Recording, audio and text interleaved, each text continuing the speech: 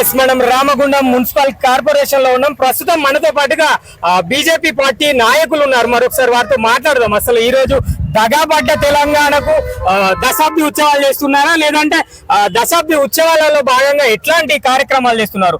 మరి గతంలో బీఆర్ఎస్ ప్రభుత్వంలో ఉన్నప్పుడు మరి తెలంగాణ రాష్ట్రంలో అనేక సందర్భాలలో దగాబడ్డ తెలంగాణ అని చెప్పేసి అనేక పార్టీలు చెప్పారు, అనేక మంది సామాజికవేత్తలు కూడా చెప్పారు. మరి మనతో పాటుగా ప్రస్తుతం బీజేపీ పార్టీ నాయకురాలు కందుల సంధ్యారాణి గారు ఉన్నారు. ఒకసారి వారితో మాట్లాడదాం. అక్క నమస్తే. నమస్తే. చెప్పండి అక్క, ఈ 10వ సంవత్సరం దగాబడ్డ తెలంగాణ అనుకోవచ్చా, లేదంటే ఎలా అనుకోవచ్చు?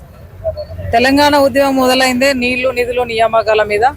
10 ఏళ్ళు కూడా ఒక రాజకీయ పార్టీకి అవకాశం ఇచ్చినప్పుడు అది నిలబెట్టుకోలేకపోయినరు. కుటుంబ పాలన అయింది, అవినీతిమయం అయిపోయిందనే మార్పు కొరకే మళ్ళా తీర్పుని ప్రజలు ఇచ్చిండ్రు.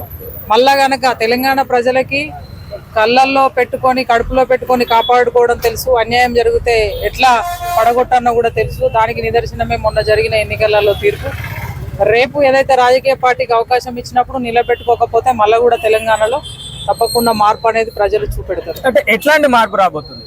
100% ఇవాళ ఏదైతే మనము వివక్ష, ప్రాంతాలపై వివక్ష, తర్వాత నిధులపై వివక్ష గతం లోపల చూపెట్టింది కాబట్టి ఆ మార్పుతోటే మళ్ళా తెలంగాణ లోపల తెలంగాణ వాదాన్ని గెలిపించుకోవాలన్న ఉద్దేశంతో ఆ రోజు అవకాశం ఇవ్వడం జరిగింది. మరి 10 ఏళ్లలో ఒక్కరికి కూడా డబుల్ బెడ్రూమ్ ఇల్లు రాలే, ఉద్యోగ అవకాశాలు రాలే. ఇవాళ ఈ ప్రాంతంలోనే మనం రాష్ట్రం మొత్తం చూడకుండా ఒక రామగుండంలో చూసుకున్నట్టయితే ఇక్కడ పరిశ్రమలు ఉన్న ఉద్యోగాలలో మొత్తం కుంభకోణం అయింది, అవినీతి జరిగింది. దాంతో ప్రజలు ఏదైతే అనుకున్నారో దానికి మరి భిన్నంగా ఈ ప్రాంతంలో పరిపాలన జరిగింది కాబట్టి మార్పుని ప్రజలు కోరుకున్నారు. తప్పకుండా భవిష్యత్తు లోపల ఇదే కొనసాగితే మళ్ళా కూడా ప్రజలు ఎట్లా తీర్పు ఇవ్వనో తెలుసు. గత ప్రభుత్వం ఉద్యమకారులను పక్కన పెట్టింది, ప్రస్తుత ప్రభుత్వం కూడా ఉద్యమకారులను పక్కన పెట్టింది. ఎట్లా తీసుకోవచ్చు? ఉద్యమ సమయంలో ఎవరైతే ఉద్యమంలో పాల్గొని దాదాపు కుటుంబాలని జీవితాలని కోల్పోయిన వాళ్ళు ఉన్నారు, వాళ్ళందరినీ కూడా కాపాడాల్సినటువంటి అవసరం బాధ్యత ప్రభుత్వాల పైన ఉన్నది. ఇప్పటి ప్రభుత్వం కూడా అదే రకంగా ప్రయత్నం చేస్తే తప్పకుండా మేము భారతీయ జనతా పార్టీ ఉద్యమకారులకి అండగా ఉంటుంది, పోరాటం చేస్తుంది. తప్పకుండా వారికి న్యాయం చేయడం కోసం మేము ఎప్పుడు కూడా ముందుంటాం.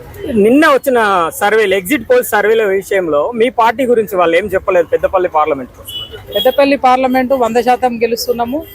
ఎగ్జిట్ పోల్స్లో 100కి 100% పెద్దపల్లి సీటు కూడా బీజేపీ కైవసం చేసుకుంటుందని ఎగ్జిట్ పోల్స్ చెప్తా ఉన్నాయి. కొన్ని ఛానల్స్ చెప్తున్నాయి కదా వేరే పార్టీకి వచ్చే అవకాశం ఉన్నది. సరే, ఏం చెప్పినా కూడా గతంతో పోల్చుకుంటే ఇవాళ పెద్దపల్లి పార్లమెంటు బీజేపీ కైవసం చేసుకోవడం అనేది ప్రజల లోపల మోడీ విధానం, మోడీ యొక్క పరిపాలన చూసి ప్రజలందరూ కూడా ఏకమై ఇవాళ గెలిపించుకోవడానికి సిద్ధమైనరు. మీరు చూస్తే ఇవాళ పెద్దపల్లి పార్లమెంట్లో 7 నియోజకవర్గాల్లో కాంగ్రెస్ ఎమ్మెల్యేలు ఉన్నారు, ఒక మంత్రి ఉన్నాడు, ఒక విప్ ఉన్నాడు.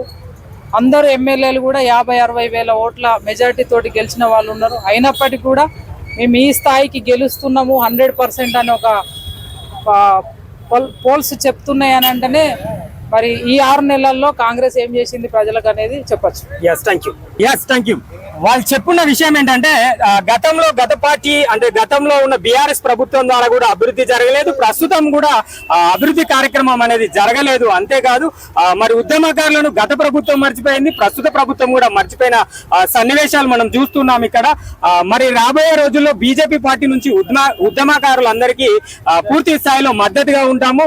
తెలంగాణలో ఖచ్చితంగా మరొకసారి కేంద్రంలో కావచ్చు, లేదంటే పెద్దపల్లి పార్లమెంటు నియోజకవర్గంలో బీజేపీ హవా ఉండబోతుంది. మేము గెలిచిన తర్వాత రాబోయే రోజుల్లో ప్రజలందరికీ, ప్రతి సామాన్య ప్రజలందరికీ కూడా పూర్తి స్థాయిలో అవగాహన కల్పించి వారికి సంక్షేమ పథకాలు అందించే ప్రయత్నం చేస్తామని వారు మనకు చెప్తున్న సమాచారం ఇది. కెమెరా పర్సన్ సతీష్ తో రామేశ్వర్, నిరుద్యోగి న్యూస్, గోదావరి.